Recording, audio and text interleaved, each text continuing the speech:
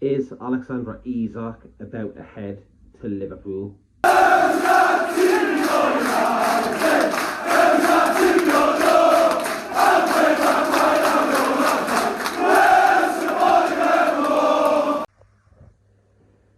So then we're going to talk about the Alexander Isak situation, and it's not good. It's not good at all.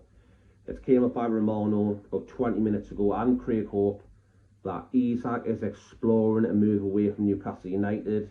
It says it all now. When Eddie Howe was coming saying he's got a minute injury, I'm sorry to say I love Eddie, but it's a load of bollocks. It's a load of bollocks. I've got loads of people online now saying, oh, you're negative and all this stuff, right? You have to be. The fact is, Isak's head has been officially turned by Liverpool. He does not want to travel to Singapore where the players have went. The players have already flew. They're flying over there. He's not involved because of a minor injury, but Joe Linton and the other players who have had an injury, like Lewis Hall, they've had injuries and still injured, and they're flying over. So Eddie Howe was contradicting himself on many things, and it's not his fault. You know, he's the one who stuck to answer the media and stuff, and it's just not good. It's bad. At the minute, the whole club is a shit show, and it's the truth. It's just a shit show. The whole thing is an absolute mess. When we saw Alexander Isak the other day training on his own, people were saying, oh, it's just an injury. But I'm sorry, it's not an injury. It's not an injury. My gut instinct was saying, he's on the grass, training by himself, so it doesn't disrupt the rest of the team, because his head's being turned. He wants to go to Liverpool, and he wants £300 a week. And rightly so. I've done a video yesterday, go and watch it, if you haven't already. Yeah, he's on 120 grand a week. Strikers like him should be at least 300 grand a week. But the fact is, we cannot do that. We can't do it because of pay side FFP. And I've just been sitting downstairs before, ranting at myself in the kitchen, saying if we never had these rules, we would be able to spend all that money. The Saudis got 600 billion assets. We would be able to blitz everyone out the water with signings. Just look what they're doing in Saudi Arabia. Look what they're paying Cristiano Ronaldo on his salary. £3.5 million a week. This is where it comes in. We're losing players because of these crappy rules. These rules are in place, so we can't do it. I don't like it. It's boring. There's no point in having these Saudi owners because you can't spend the money. It's like me winning the lottery and I only take a tenner a week. What is the point? It's stupid. It's done me head in. I'm sick of it. I'm sick of going on about it. So I'm getting it out here. I'm putting my feelings out here. Now, let me know in the comment section what you think about it all. Are you pissed off with the whole thing? To be honest, I'm at the I'm at the bit now where I think get the most money for him, sell him, and recoup the money. And apparently, we've already got a striker lined up. That's what it's saying. That's what it says on Romano. It says that his head's been turned basically. He wants to leave, explore, move away. Obviously, Liverpool and also Newcastle United are. They know about the situation. They know what he wants. Obviously wants away, and apparently we are looking at a top striker to replace him. That's a fact. So yeah, there we go. Alexander Isak is definitely leaving. Now it's all about how much money we can get. And to be honest, I would hold that for as much money as possible. I would never sell for more or less 150 million. 150 million, 180 million. Pay the money. If you want to pay it, pay that money. I don't care if it goes down to the deadline day. Pay that bloody money. Then again, I do care if it goes down to deadline day because I won't get a player replacement. We need a replacement now. So the fact is, years ago they sold Coutinho, was 135 million to Barcelona. He done exactly the same. He was trained by himself, and he wanted to move away. And look at them now. Look at them. They reinvest that money. Look at Aston Villa. So Jack Grealish from Man City years ago for 100 million. Look at them now. They invested it again. So if we get 150 of Isak, we can literally spend 300 million in this transfer market. We can get Gahey, Scalvini, we can get a top striker, we can get Trafford in, or another goalkeeper, another class goalkeeper, who's good with his feet, sweeper keeper, who's actually not hesitant, good with his feet, can save, come out for crosses. So when you think of it in that way, if he does go, we'll have money to spend, and we could get some good key targets in, If we can get like a Gay in, another midfielder in there to replace Sean Longstaff, and a striker to replace Wilson. We still need to replace Wilson as well. We need at least 5 or 6 players. So, time's ticking. It's like 4 weeks left the window, something like that. Time's getting on, but Isak wants out.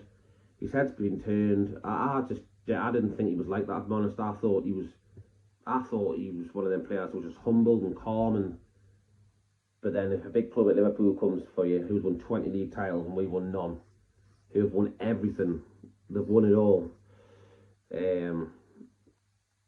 Yeah, Isak wants to leave. Just getting a message from a mate there. He does. He wants to leave.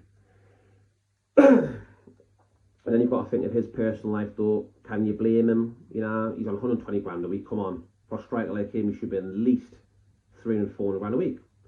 For someone like him, you know, at his age, he's in his peak time, and he's still improving. And I just think he's gone. He's gone. He's gone. We've lost him. We've lost Isak. Simple as that. Our star player, who always scores against Liverpool. You know, scored in the cup final as well when we beat them. He's also scored at Anfield in the Premier League before. Yeah, it looks like he is going to Liverpool, and it's a fact. And instead of us having Isak Nekateke, they're getting Nekateke and Isak. So what we might as well have done is just sold Isak and got Nekateke. We might as well have done that now, because the fact is now they've won the title next year. By the way, I'm telling you now, they've got Salah, Isak, bloody Nekateke. You know, Lewis Diaz think is leaving. The quality they have in that team is unbelievable. You know, it's unbelievable. Now it's just got even better. So, yep. Alexander Isak is off. Tell me now, he is definitely leaving. And I won't be surprised if he was gone the next week. I won't be surprised. I won't be surprised. I think it's going to be done quickly. I think a bid will come in. I'll open my phone one day and it'll say 150 million Sky Sports News. Liverpool have offered that. Liverpool have already spent like 200 million or something. So another 150 million. They're going to spend like 300, 400 million on players. It's mental. Absolutely mental. But this is where FFP kicks in again. Basically, you can only spend what you earn. We all know Man United, Liverpool, their revenue is colossal. I looked the other day, Real Madrid's revenue, and I'm going totally down rabbit hole, but Real Madrid's revenue was like £1.2 billion. We're about 380 million a year. So that's the levels. The levels are just ridiculous. And PSR's definitely came in. So nobody can ever do a Man City or a Chelsea ever again. Because the fact is, if we could spend all that Saudi money, we would be top win the Premier League in a couple of years. Because we would just smash it like they do in the Saudi League, buying everyone. You know, it's mad. So basically, these rules are crippling me, and everyone knows it. I'm hoping in the future that they have a vote and scrap it, get or change it somehow, so you can spend more money. Instead of 105 million losses, why not like 200 million losses in 3 years, or 250 million losses in 3 years? They need to increase it because it's just not good enough. You can't compete to get anywhere near where you want to be. It's like you're stuck. But if you're Man United, Liverpool, who've got all that, or Chelsea, who've got all that revenue, then it's all right because they can just do what they want. So basically, what they're saying is they're just cherry picking all the players from all over the Premier League just for their top 6. So it's making them clubs weaker and them ones stronger. So there we go. That just tells you it all, doesn't it? That's what PSR is. They say PSR was brought out to stop clubs going bust. That's nonsense. That is bull. It was to make sure that the elite teams don't get overtook by Newcastle, Forest, Aston Villa. And that's a fact. That is a fact. Anyways, that's enough today. 8 minutes will do in a little video. Breaking news, Alexander Isak, it's out that he wants to explore a move away, which is Liverpool, all know that. I don't think he'll go to Saudi because he's too young. You know, he's too young. You go there when you're old, in my opinion, for an extra bit of money and a pay packet. He's off to Liverpool. Ekateka's off to Liverpool. We're losing the best player.